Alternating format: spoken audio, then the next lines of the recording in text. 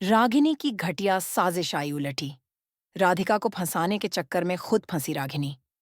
मन अति सुंदर में आया बड़ा धमाका। दोस्तों, मन अति सुंदर के आने वाले एपिसोड में कहानी ने ले लिया है ऐसा यू टर्न जिसकी किसी ने उम्मीद तक नहीं की थी। जहां एक तरफ सुजाता राधिका को घर से निकालने के लिए सब कुछ कर चुकी है, अब वहीं रागिनी ने उठाया है सबसे घिनौना कदम। अपने ही बेटे सोनू का किडनैप करवाया। रागिनी की शातिर चाल, खुद करवाया बेटे का किडनैप।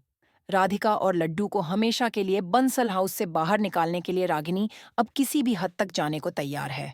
इस बार उसने खुद ही अपने बेटे सोनू का अपहरण करवा दिया ताकि पूरा इल्जाम राधिका के सिर पर लगाया जा सके। मकसद यही था कि सुजाता को लगे कि राधिका ने बदला लिया है लड्डू के लिए। सुजाता का गुस्सा, राधिका पर टूटा कहर। जैसे ही सोनू गायब होता है, सुजाता का शक जाता है राधिका पर। वह बिना कुछ सोचे समझे राधिका से सवालों की बौछार करती है। कहाँ छुपाया मेरे पोते को? क्या तुम बदला ले रही हो मुझसे? राधिका कुछ कह नहीं पाती और सुजाता उसे पागलों की तरह डांटना शुरू कर देती है। लेकिन तभी दिव्यम आ जाता है।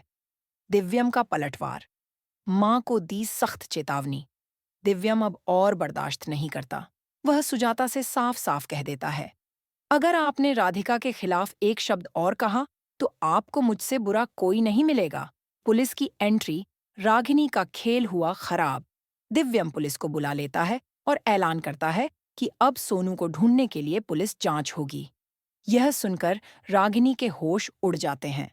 वह सोनू से मिलकर उसे सिखाती है कि अगर कोई पूछे किसने किडनैप किया तो राधिका का नाम लेना।